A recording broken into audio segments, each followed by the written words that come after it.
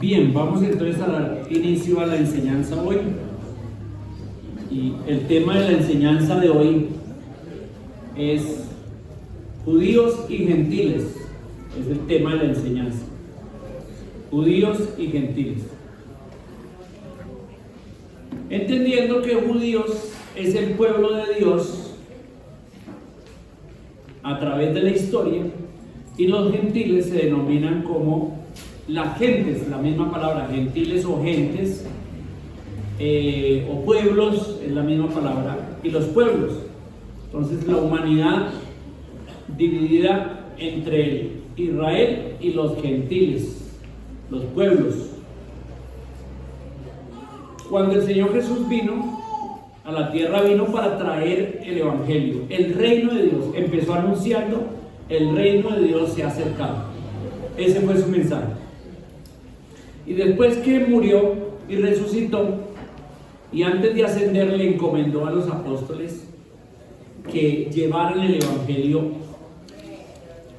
en Jerusalén, en Judea, en Samaria y hasta lo último de la tierra. Entonces la visión de Cristo, de su reino, era llevar el evangelio a todas las naciones, a todos los rincones del mundo entero. Y fue así como los apóstoles empezaron a predicar y a llevar este mensaje.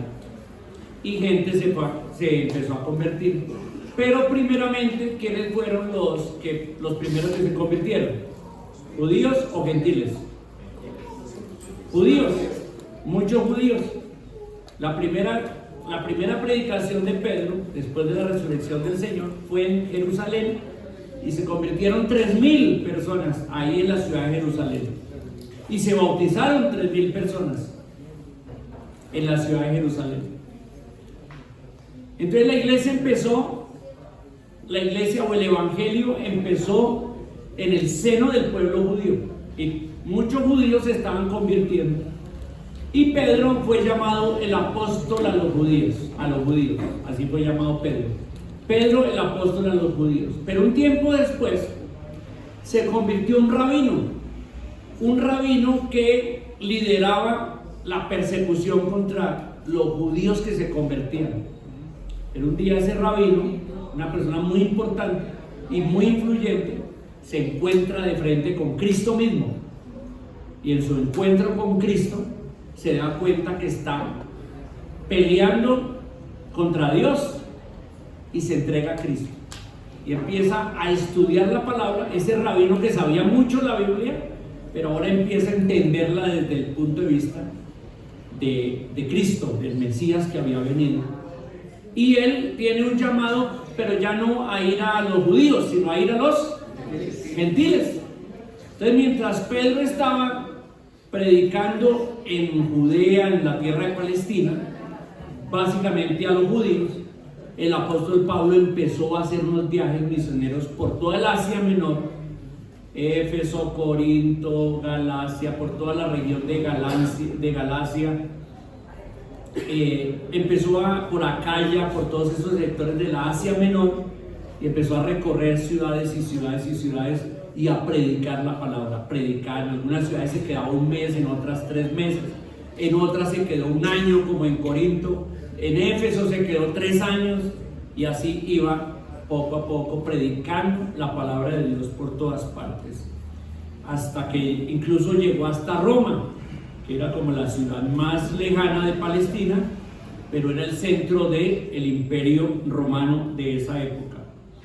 Pero entonces empezaron los problemas en la iglesia, y el primer problema, o uno de los primeros problemas, fue acerca de judíos y gentiles. ¿Qué pasaba con los judíos que se convertían y qué pasaba con los gentiles que se convertían? Allí había un problema, y había un problema racial. O sea, ¿qué vamos a hacer los judíos y qué van a hacer los gentiles? ¿Y qué va a pasar con esa iglesia nueva? Y entonces se levantaron unas preguntas. La primera pregunta, ¿cuál fue? ¿Debían los gentiles convertirse al judaísmo y guardar las leyes judías? O sea, ¿de eso se trataba? El evangelio y la predicación del evangelio se trataba de que todos los gentiles se convirtieran al judaísmo y se volvieran judíos y empezaran a guardar las leyes judías? ¿Eso era? No. Esa era la primera pregunta que había. Los rabinos, los grandes maestros de Israel, ellos buscaban convertir gentiles al judaísmo, y eso es lo que hacían viajes, iban los maestros itinerantes, hacían viajes por todos lados, pero su objetivo era convertir la gente al judaísmo. Jesús lo dijo. Jesús acusó a los fariseos en unas palabras muy fuertes, inclusive. Las voy a leer aquí en Mateo capítulo 23, versículo 15. Escuchen las palabras tan fuertes de Jesús, pero que tienen que ver con este tema que estamos hablando. Mateo 23, 15. Jesús les dijo a los fariseos de una manera muy fuerte: ¡ay de vosotros, escribas y fariseos hipócritas! Porque recorréis mar y tierra para hacer un prosélito, y una vez hecho, le hacéis 2 veces más hijo del infierno que vosotros. ¡Wow! Eso es duro. Entonces, fíjense que los rabinos y los maestros judíos iban y recorrían cielo, mar y tierra, y lo que hacían era tratar de convertir los gentiles al judaísmo. Pero al convertirlos, Jesús dice, los hacen 2 veces más hijos del infierno que ustedes. O sea que la misión que Dios le había encomendado al pueblo de Israel era hacer luz a las naciones, era testificar de un Dios poderoso, creador, y que las naciones conocieran a Dios a través de lo que Dios hacía por Israel. Pero ¿qué pasó con Israel? No eran luz a las naciones, sino que querían era que las naciones se convirtieran a su religión, al judaísmo. Entonces fracasaron. Pero la pregunta aquí entonces es: los primeros cristianos gentiles, ¿qué debían hacer? ¿Debían convertirse al judaísmo y guardar las leyes judías? Esa era la primera pregunta. Segunda pregunta: ¿podían los cristianos judíos juntarse con los cristianos gentiles? ¿Podían encontrarse en una reunión y juntarse? Y para entender esta pregunta tenemos que entender de fondo qué era lo que pasaba en ese momento. Israel se había convertido en una sociedad exclusivista. Era tan exclusivista que llamaba a los gentiles, ¿cómo les decía? Paganos incircuncisos. Les decía así: paganos incircuncisos. Incluso algunos iban más allá y decían perros gentiles. Los llamaban así. Porque Israel se llenó de mucho orgullo. O sea, somos el pueblo de Dios, somos la nación santa de Dios. Dios mandó los profetas a nosotros. Dios nos dio la ley a través de Moisés. Dios hizo grandes maravillas a través de nosotros. O sea, ¿qué venimos siendo nosotros?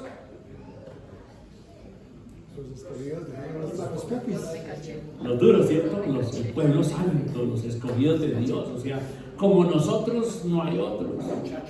Los chachos. Y entonces esa actitud en Israel hizo que el pueblo de Israel rechazara a los gentiles, hasta llamarlos paganos incircuncisos o perros gentiles. Sus leyes, a medida que iban creciendo, los rabinos hacían leyes y leyes y leyes. Aparte de la ley de Moisés, hacían leyes. Y muchas de sus leyes, por ejemplo, había una que era muy fuerte, y era que un judío no podía entrar en la casa de un gentil, ni siquiera pisar la puerta. ¿Por qué? ¿Por qué razón? Les enseñaban que si lo hacían, se contaminaban, se volvían inmundos, como esos inmundos. Entonces fíjese la mentalidad que tenían los judíos. Los judíos pensaban que los gentiles eran inmundos, tanto que si entraban a la casa de un gentil, la inmundicia al gentil se les pegaba. O sea, una cosa loca. Pero esa era la situación. Entonces todos los judíos, ellos en esa época pues tenían esta prevención tan tremenda contra los gentiles. Entonces viene la pregunta, ahora se están convirtiendo judíos a Cristo y se están convirtiendo gentiles a Cristo. Y entonces viene la pregunta, ¿se van a juntar? ¿Qué sentían los judíos cristianos? Pues que no sé porque la ley de los ancianos dice que no. Entonces allá había un problema inmenso. Y los gentiles, ¿nos metemos con los cristianos judíos o no? ¿Con los nuevos convertidos o no? Entonces ahí había un problema tremendo. Israel se había vuelto un pueblo religioso, muy religioso y fanático, extremista, fanatismo extremista. O sea, un fanatismo el fanatismo se nota cuando una persona, y aquí les doy un dato, porque es que yo veo en muchas iglesias cristianas mucho fanatismo, y el fanatismo jamás será bueno. El fanatismo se caracteriza porque la persona empieza a poner normas estrictas, empieza a decir, no puedes, sí puedes, no vea televisión, porque los cristianos no ven televisión, las mujeres tienen que usar faldas largas hasta los tobillos, usted no puede tal cosa, no puede esto, no se puede, no puede, y un montón de normas y de cuestiones humanas que no están en la palabra de Dios, y eso es lo que se llama fanatismo, porque esta gente se vuelve, y hay muchas iglesias cristianas que han tocado en el fanatismo, que se caracterizan por el fanatismo. Y eso es lo que le pasó al pueblo de Israel. Siendo el pueblo de Dios y habiendo recibido la revelación de Dios, se convirtieron en una religión que fanática. Por ejemplo, los rabinos, ahí leemos en los evangelios, que los rabinos criticaron a Jesús porque los discípulos no se lavaban las manos antes de comer. Entonces eso era lavarse las manos, no comer sin las manos limpias, no lo veían como algo higiénico, como sería lógico hoy en día, ¿cierto? Tú trata de lavarte las manos antes de comer, pero no lo veían como higiénico, sino lo veían como ¿qué? Pecado espiritual, inmundicia, contaminación, o sea, un montón de cosas que se inventaron. No se podía caminar tanto, no se podía hacer tanto, no se podía en día de reposo, no podían esto, no podían aquello, ¿verdad? Y sin número de normas que tenían. Entonces Israel se volvió ese pueblo. Los primeros convertidos israelitas venían de ese entorno, y ahora ¿qué iban a hacer? ¿Cuál iba a ser la situación? Y la tercera pregunta es, ¿qué pasaba con Israel como pueblo de Dios? O sea, este mensaje que Cristo trajo, ¿de qué se trataba? De que Israel, de tratar de reformar la nación de Israel, modificarla, o se trataba de más bien consolidar la nación de Israel y que todos se unieran como pueblo de Dios Israel, espiritual, cristiano, o el plan era eliminar a Israel. ¿Cuál era el plan de Dios? El plan de Dios, modificar a Israel, consolidar a Israel, eliminar a Israel. Bueno, vamos a tratar de dar respuestas a esas preguntas. Entonces el nuevo mensaje de Cristo y de los apóstoles, ¿cómo influía en la sociedad judía y en la sociedad gentil? ¿Cómo este impacto del evangelio estaba causando?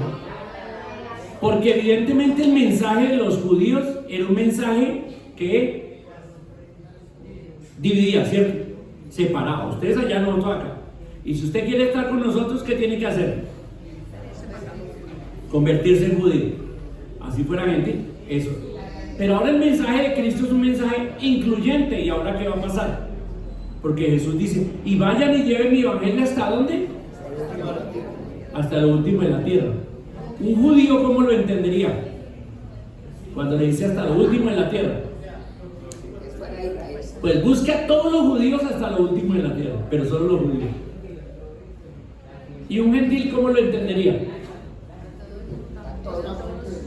Busque a todos, pero a los judíos no. Y entonces, bueno, definitivamente, ¿cuál es la respuesta? Hemos venido en una serie de estudios, ¿en qué libro? Efesios. Vamos a Efesios.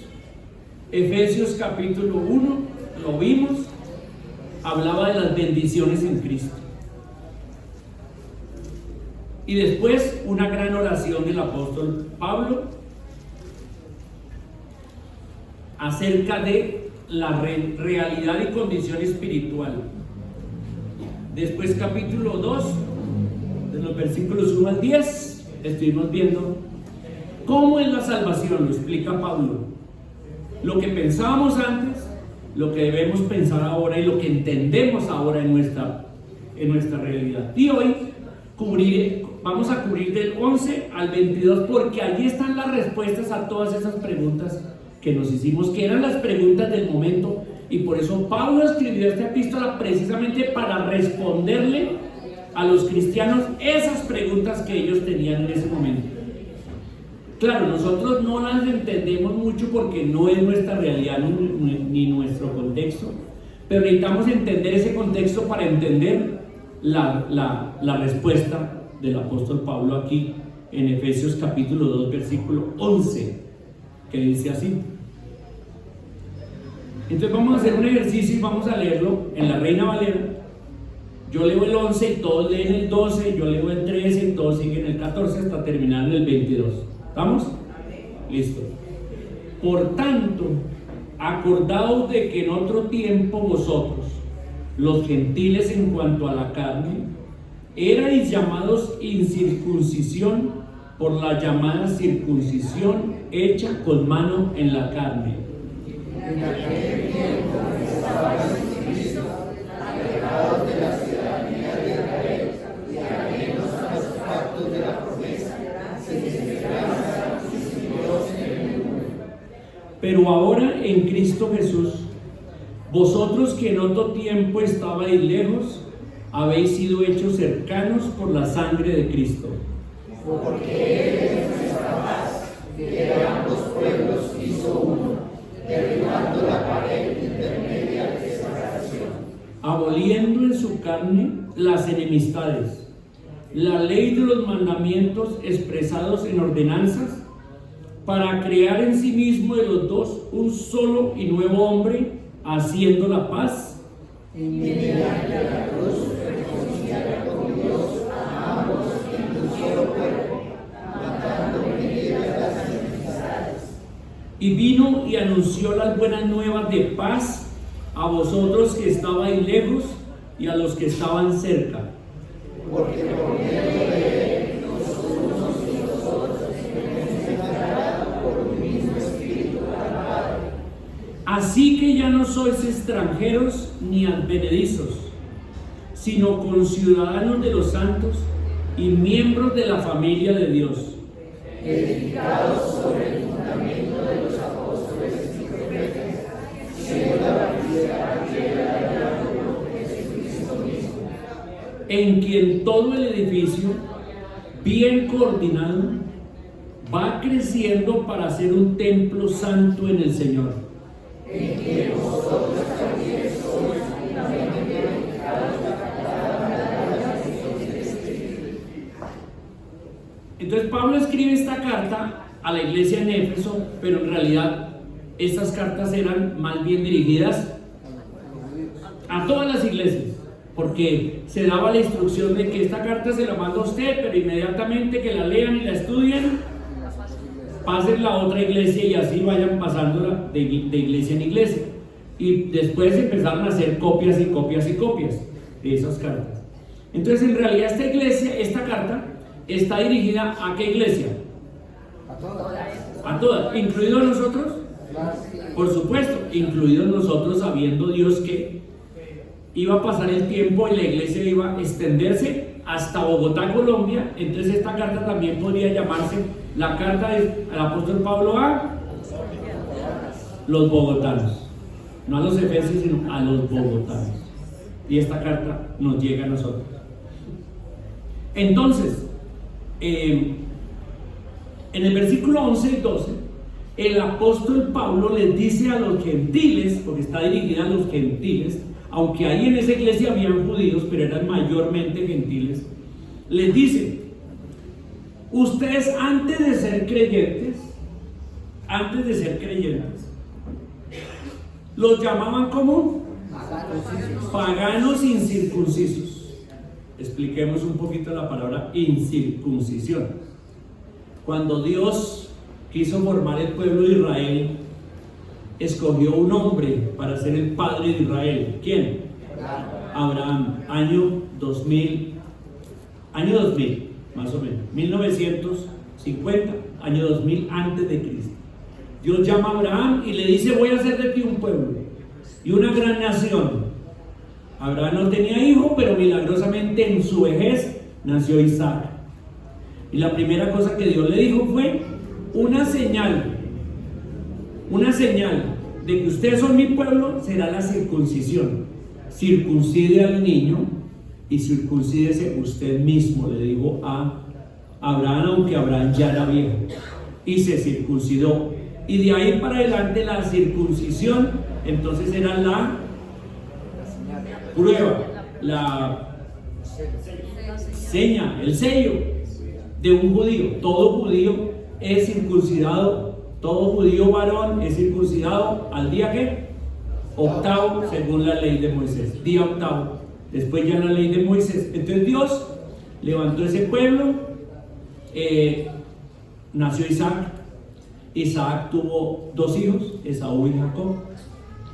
Dios escogió a Jacob y Jacob se le cambió el nombre de Jacob por Israel. Y Jacob tuvo ¿cuántos hijos? 12 hijos más unas hijas, pero los hijos llegaron a ser los padres de las 12 tribus de Israel. Y a medida que iban creciendo, pero terminaron históricamente, ¿terminaron dónde? En Egipto, por aquello de la historia de José, cómo vendieron sus hermanos, vendieron a José, y el hambre que hubo. Terminaron en Egipto. En Egipto crecieron como pueblo, como nación, pero terminaron esclavizados allí. Año 1500, Dios levanta ¿a quién? Para liberar al pueblo, a Moisés. 1500 antes de Cristo, Dios levanta a Moisés para liberar al pueblo, y Moisés saca al pueblo de Egipto y lo lleva por el desierto a la tierra prometida. Y por el camino, en el monte Sinaí, Dios le da la ley y Dios los fundamenta como pueblo, y llegan a la tierra prometida, Palestina, de donde había antes salido Abraham, y regresan allí y se distribuye la tierra y se sientan allí. En el año 1000 más o menos, fíjense que la historia es más o menos 2000, 1500, 1000. 2000 Abraham, 1500 Moisés. Y en el año 1000 se levanta el primer rey de Israel. Porque antes Dios había gobernado al pueblo a través de jueces, pero el pueblo dice: no, queremos un rey como todas las demás naciones, y se levanta un rey. Ese rey fue Saúl, el primer rey, pero ese rey desobedeció y Dios lo quitó y Dios levantó otro rey. ¿Quién fue el segundo rey? David. Pero David sí era del linaje por el cual iba a venir el Mesías prometido. Mesías que había sido prometido. ¿Cuándo fue la primera promesa del Mesías? ¿A quién se le dio la promesa de que vendría un Mesías? A Adán. Adán pecó y a Adán mismo se le da la promesa de que un redentor más adelante va a venir para redimir al mundo, a los hombres de su caída, del pecado y de la condenación.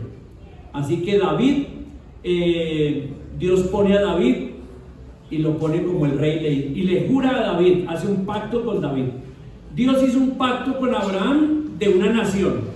Dios hace un pacto con Moisés de una nación consagrada, de un pueblo santo. Pero ahora Dios hace un pacto con David, de que de él, de sus lomos, iba a salir un rey que iba a gobernar a Israel por toda la eternidad. Ese rey es Jesús, ¿verdad? Jesús. Cuando llega entonces Cristo, Él es el cumplimiento de las profecías, Él es el Mesías prometido, viene para predicar el Evangelio y traer salvación y morir por los hombres. Los apóstoles empiezan a predicar este Evangelio y se encuentran con este problema de judíos y gentiles que estamos viendo. Entonces esto era el fondo de la palabra, este pedacito fue el fondo de la palabra circuncisión. Circuncisión fue la base, la señal de todo judío, del pacto con Abraham, del pacto con Moisés y del pacto con David, el rey David. Segundo, antes de que ellos fueran creyentes, les dice Pablo, ustedes estaban ¿qué?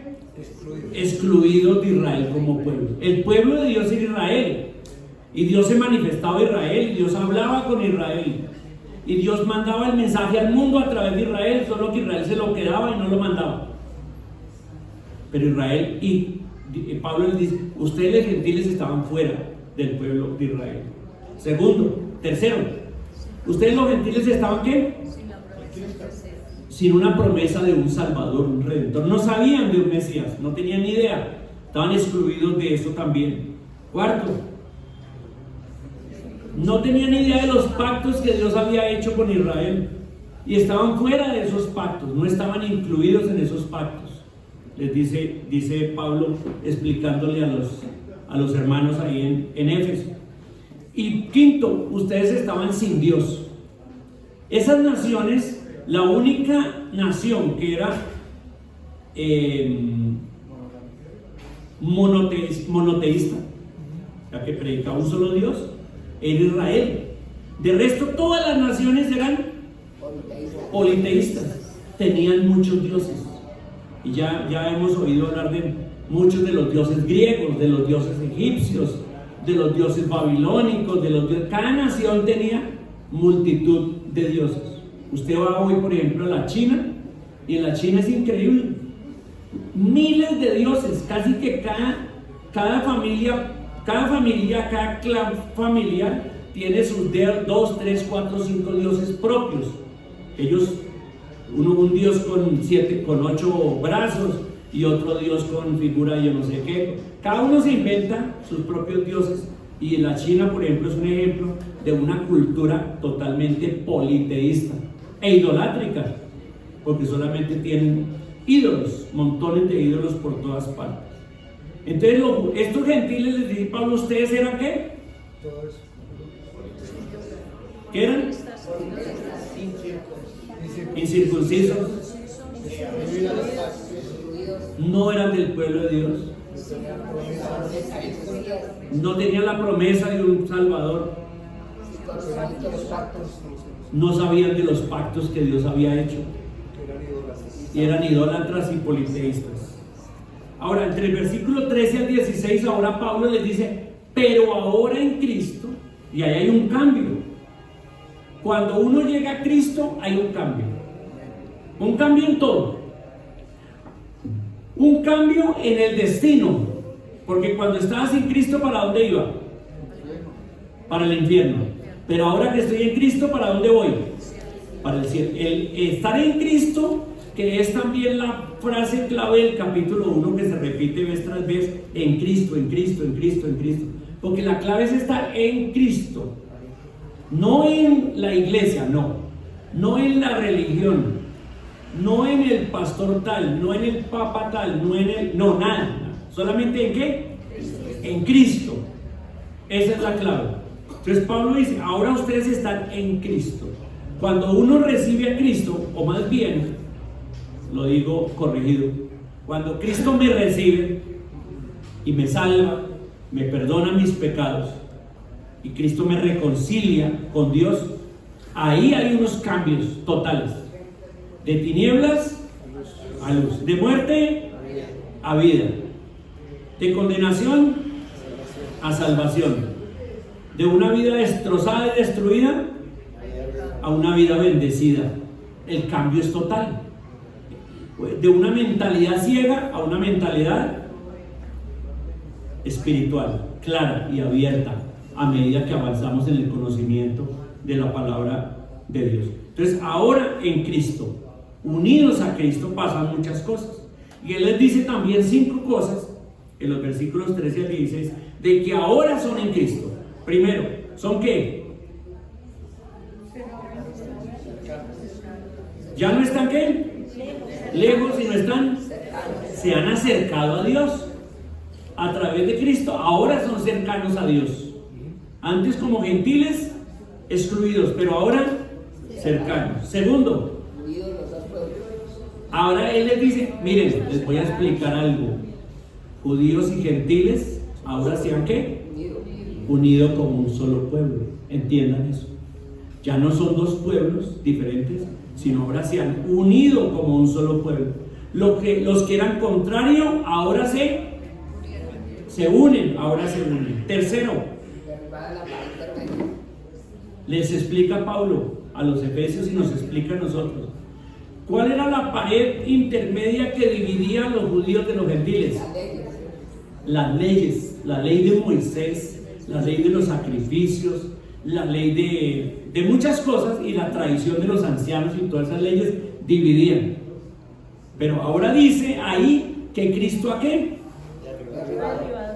O sea, Cristo ha tumbado esas leyes que antes nos condenaban, que antes pretendían los judíos salvarse a través de guardar la ley.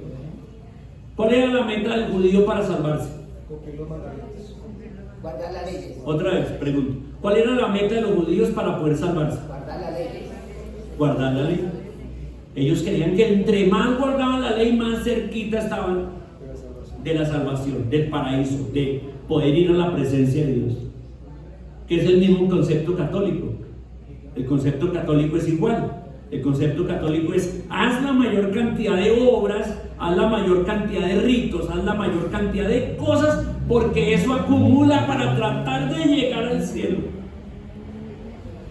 Y en la misa, incluso cuando el muerto está ahí en la iglesia católica, todavía el sacerdote está diciendo: y oremos para ayudarle a este a llegar al cielo. Y vamos a tener 8 misas más para empujarlo para llevarlo al cielo, y todo es un esfuerzo para llevar al cielo. Pero Pablo dice: no es así. Ni religión judía, ni religión católica, ni religión evangélica, ni mormona, ni testigo de Jehová, ni ninguna religión. La respuesta es ¿qué? Cristo, únicamente Cristo. Únicamente Cristo. Entonces se derriba la pared. Todos esos leyes y mandamientos ya no entran en este nuevo pueblo, quedan excluidos. Cristo, eso dice ahí. Hoy en día, para que ustedes sepan, hay un gran movimiento cristiano mesiánico. ¿Se han oído? Cristiano mesiánico. Y se está proliferando por todos lados las iglesias cristiano mesiánicas. Y lo que están haciendo es tratando de traer el judaísmo a la iglesia cristiana y meter entonces a los cristianos a hablar hebreo y a llamar a Jesús. Ya no, en esa iglesia dicen: no, ya no llame a Jesús por su nombre español, porque está mal, tiene que llamarlo por el nombre hebreo. Entonces de Yeshua, entonces ellos es Yeshua para acá, y Yeshua para acá, y Yeshua, porque todos tienen que llamarlo Yeshua. ¿Qué están haciendo esas iglesias? Devolviéndose al judaísmo. ¿Está correcto? No, están echando para atrás, cuando lo que Dios estaba haciendo era aboliendo todos esos ritos y mandamientos, tanto que ya los gentiles ya no. Los judíos se la pasaban en el templo haciendo sacrificios, pero cuando Cristo murió, los sacrificios y todas esas cosas quedaron abolidas, totalmente abolidas. Cuarto, que les enseña Pablo. Esta es la explicación, que Dios ahora estaba creando ¿qué? Un nuevo pueblo. Entonces la respuesta es, la pregunta es: ¿judíos o gentiles? No, ninguno de los dos, ni judíos ni gentiles, sino que Dios está creando un nuevo pueblo, una nueva nación, una nueva comunidad, si queremos llamarlo así, que se llama ¿qué? La iglesia. La iglesia es una nueva comunidad. Y quinto, ¿qué dice ahí que hizo Dios? ¿O qué hizo Jesús? ¿Qué hizo Jesús? Reconcilió ese pueblo nuevo con Dios, judíos y gentiles acercados a Dios. Ya no hay ese tipo de diferencias, porque ambos pueblos tienen que ir a la cruz, tienen que ir al arrepentimiento. ¿Puede haber salvación sin arrepentimiento? Otra vez pregunto, ¿puede haber salvación sin arrepentimiento? No, no puede haber. Imposible. Imposible. Se requiere que tanto judíos como gentiles, que somos pecadores todos, nos arrepintamos y vengamos a Cristo. Y vengamos a Cristo. Hay dos expresiones que me encantan. Una en el versículo 14. ¿Cuál es la primera frase del versículo 14? Otra vez, ¿cómo es? Porque Él es nuestra paz. Y la otra frase al final del versículo 15. Haciendo la paz. Y la primera frase del versículo 16. 17. Y vino y anunció las buenas nuevas de paz. ¿Cuál es la palabra clave ahí? Paz. Y me encanta eso al estudiar este pasaje, porque lo que está diciendo acá es que Cristo es la paz. También dice que Cristo hace la paz, y también dice que Cristo anuncia el evangelio de la paz. Entonces la iglesia, ¿por qué se debe caracterizar? Por la paz. ¿La paz entre quiénes? Entre hermanos. Este pueblo nuevo que Dios estaba creando en ese momento, dejando a un lado Israel, dejando a un lado las naciones gentiles, abre y Dios forma un pueblo nuevo, pero este nuevo pueblo nuevo se debe caracterizar por la ¿qué? Por la paz. Y es triste, por ejemplo, escuchar de una época en que las famosas cruzadas, ¿verdad? Donde ejércitos con la cruz y en el nombre de Cristo entraron e invadieron Europa, los cruzados, en los años, si no estoy mal, 1200, más o menos, 1100, 1200. Los cruzados entraron, invadieron Europa y mataron gente en nombre de Cristo y en nombre del cristianismo contra los islámicos para tratar de destruir los islámicos. Ese era el pueblo que Dios quería. ¿Ese es el pueblo de la paz? No. Este nuevo pueblo se caracteriza por ser un pueblo de ¿qué? De paz, compuesto por familias en paz, compuesto por comunidades en paz, porque Cristo hizo la paz. Entonces se rompe esa separación entre judíos y gentiles y se unen en un solo pueblo llamado la iglesia, y la iglesia se caracteriza por la paz, por la paz. Esta paz que viene por parte de Cristo, de Dios, esa paz que nos acerca a Él. Entonces terminemos diciendo, ahora les dice Pablo, eso era lo que ustedes antes eran, ahora lo que en Cristo uno logra, y ahora esto es lo que somos en Cristo, versículos 19 al 22. En primer lugar, dice el versículo 19, así que ya no sois extranjeros. ¿Cómo se siente un extranjero en otro país? Aquí hay alguien extranjero. Sí, hay un argentino. Bienvenido. Cuando ustedes están en otro país, ¿cómo se sienten? Y aquí hay unos que viven en otro país, ¿verdad? Y cuando ¿cuántos han salido de Colombia y han estado en otro país? ¿Cómo se sienten? Pues de turista chévere, pero viviendo, ¿es chévere? No es chévere, ¿verdad? Lo empiezan a mirar mal, lo discriminan, no lo tienen así como bien recibido. Ah, no, si está ilegal, peor. Entonces aquí Pablo les dice, pero miren, hermanos, ustedes ya no son extranjeros, no se sientan extranjeros, ahora son miembros del pueblo de Dios. ¿Esto qué significa? Significa que Dios ha hecho una nación nueva, y entonces ahora esta nación llamada iglesia tiene su nacionalidad y tiene su identidad. Entonces, ¿aquí hay alguien que tenga doble nacionalidad? Sí, hay unos que tienen doble nacionalidad.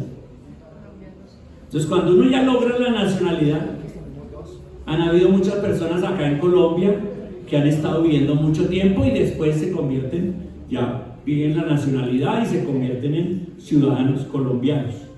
En algunos países, para poder ser ciudadano hay que renunciar a la otra nacionalidad. En otros países no se necesita, le respetan las dos nacionalidades. ¿Correcto? En la iglesia cristiana, nosotros tenemos doble nacionalidad. Porque somos ¿qué? Colombianos o argentinos, cada uno con su nacionalidad. Pero al mismo tiempo ahora, como estamos en Cristo y formamos un nuevo pueblo, ahora somos ¿qué? De la iglesia, una nueva nación. O sea que podemos tener dos cédulas. Una cédula de Colombia y una cédula de la iglesia. Nos debemos entender que somos un pueblo, ahora somos el pueblo de Dios. Ya no es Israel. Israel fue puesta a un lado por Dios. Y digo a un lado porque Dios va a retomar la nación de Israel. Y eso ya es parte de un estudio de la escatología, o sea, de lo que va a pasar en el final de los tiempos. Pero ahora somos miembros, ciudadanos de la iglesia, el nuevo pueblo. ¿Cuántos están contentos por eso? Nuestra ciudadanía, dijo el apóstol Pablo en Filipenses 3:20, porque nuestra ciudadanía está en los cielos, de donde también esperamos a nuestro Salvador. ¿Cuántos ciudadanos del cielo hay aquí? No los veo así muy convencidos. ¿Cuántos ciudadanos del cielo hay aquí? Todo el que está en Cristo tiene ciudadanía. Ya le dieron la ciudadanía, tiene cédula del cielo, del reino, de la iglesia. Por eso la iglesia se convierte en un pueblo nuevo. En estos días en que en Colombia se debate mucho acerca de la enseñanza sobre ideología de género, y que los del movimiento LQMRS+, todas esas siglas que se han inventado, ese movimiento está buscando que se enseñe la ideología de género obligatoriamente en colegios oficiales y privados. Un pool de abogados cristianos y juristas cristianos está tratando de hacer un movimiento fuerte, está cogiendo fuerza estos días, y uno de los argumentos que ellos están solicitando ante la Corte Suprema de Justicia es que así como se le dan derechos a las negritudes como población, a las comunidades indígenas como población, y se debe respetar los derechos como población, se le dé también respeto y derechos a la comunidad cristiana, que es un pueblo diferente, tiene una identidad nueva y una mentalidad y una forma de vivir totalmente diferente. ¿Qué les parece ese argumento? ¿Es bíblico o no es bíblico? Totalmente bíblico. Ojalá que ese argumento tenga algún peso en la Corte Suprema de Justicia de Colombia y en el mundo entero. Que se nos respete como pueblo, como comunidad. Los cristianos, la iglesia es una comunidad nueva, es un pueblo muy diferente a todos los otros, y tenemos doble nacionalidad, hermanos. En segundo lugar, somos miembros de la familia de Dios, porque hemos salido de la familia del mundo a formar parte de la familia de Dios. Y Jesús lo dijo, se lo dijo a los apóstoles: ustedes ya no son del mundo, ustedes ya no son, están en el mundo pero no son del mundo. al estar en Cristo, hemos salido del mundo. Y cuando hablamos del mundo, hablamos desde la sociedad, no del mundo físico. Hablamos del mundo como la mentalidad del mundo, como la sociedad del mundo, como el modo de pensar del mundo. Hemos salido del mundo y tenemos ahora la ideología de Cristo, la ideología del Evangelio. Somos una cultura diferente, pensamos con la mentalidad del cielo, hablamos con las palabras de Dios, que son nuestro lenguaje. Como me decía hace poquito una hermana acá, decía, es que cuando yo estoy con otros no me puedo callar, se me sale el Evangelio, se me sale a hablar, no puedo callarme, tengo que decir, no puedo, tengo que hablar, ese es mi idioma, ese es mi tema como cristiano, ¿correcto? Y somos miembros de la familia de Dios y tenemos un mismo Padre, un mismo Padre. Y si tenemos un mismo Padre, ¿qué somos nosotros? Hermanos. Aquí a esta iglesia han venido personas de otras iglesias, acostumbradas a decirle a la persona que está frente, reverendo pastor, y en algunos casos hasta besarle el anillo. Porque tenemos que decir que hay iglesias donde hay esos que se llaman los grandes apóstoles y profetas y los ungidos y yo no sé qué cosas. Pero la realidad, ¿cuál es? ¿Qué somos entre nosotros? ¿Y qué soy yo de ustedes? Un hermano más. No tengo que por ser pastor tengo acá una unción diferente y un puesto diferente, nada. Soy igual, solo que tengo una tarea, como usted tiene la suya. Eso es todo. Pero somos que una familia, donde Cristo es el Señor y Él sí tiene que tener el más alto honor y Dios el Padre, nuestro Padre Celestial. Amén. Amén, así debe ser, así debe ser. Y por último, dice acá, Pablo les enseña, les dice, ustedes son ahora una nación nueva, son una familia en Dios, y les da otra figura muy linda, y es que son un templo. Les dice, ustedes son un edificio, un templo, donde el fundamento es la piedra angular es Cristo y el fundamento es versículo 20, edificado sobre el fundamento de los apóstoles y profetas, siendo la principal piedra del ángulo Jesucristo mismo. ¿Qué quiere decir eso? Que la piedra importante y primaria es Cristo, pero después el otro fundamento es, dice aquí, los apóstoles. ¿A qué se refiere el fundamento de los apóstoles? A lo que los apóstoles predicaron, escribieron y enseñaron. Es decir, la palabra de Dios es el fundamento de la iglesia. Aquí en la iglesia no es yo pienso, yo creo. Eso no es así. Nos reunimos, hermanos, ¿qué piensa usted? Yo pienso. No, perdió. Aquí nos regimos por la palabra de Dios. Aquí decimos, no, yo pienso, yo creo. No, ¿cómo decimos? Dios dice, Dios habla. Esto es lo que Dios quiere. Es ahí donde nos fundamentamos. Y esta palabra es eterna, completa, absoluta, no pasa de moda. Y va a permanecer para toda la eternidad y es verdad. ¿Y cómo es mi parecer? Debe ser igual. ¿Cómo es yo creo, yo pienso? ¿Cómo es? Pues un día pienso una cosa y otro día pienso lo contrario. Entonces lo mío, mi parecer y mi pensamiento es muy voluble. Pero la palabra de Dios, como Dios dijo, es que permanece para siempre. Permanece. Y eso es lo que significa.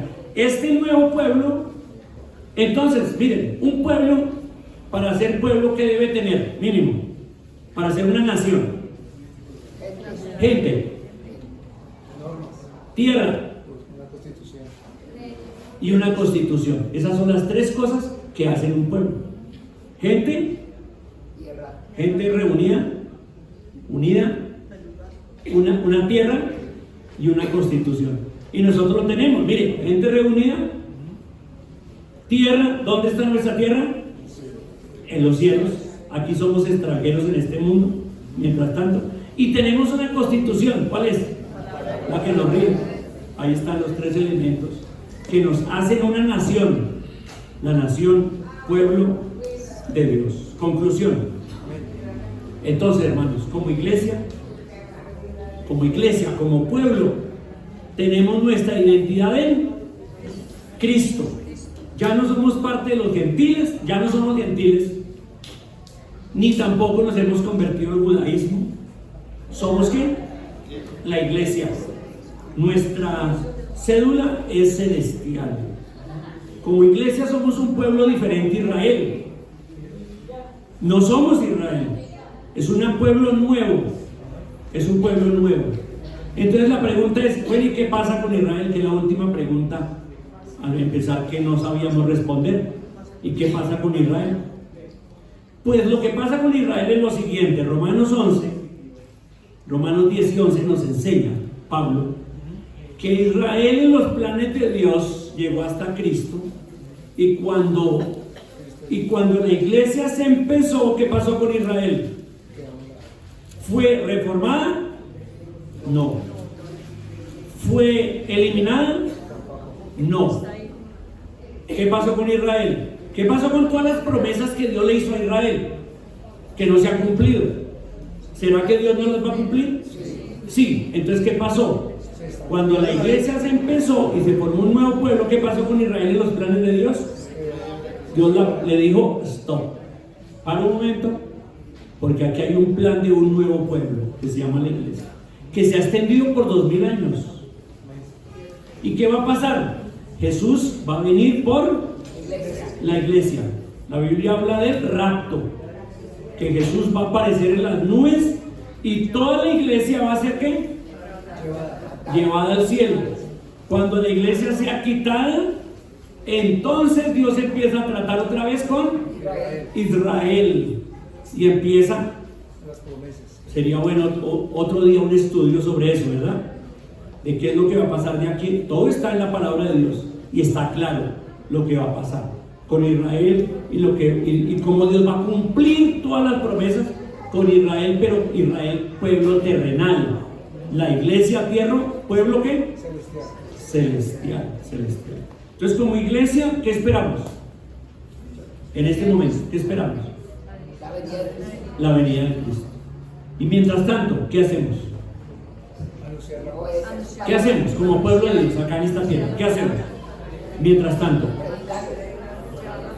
número 1, anunciar la palabra de Dios. Esa es la misión de la iglesia, anunciarle a otros. Número 2, vivir para la gloria de Dios.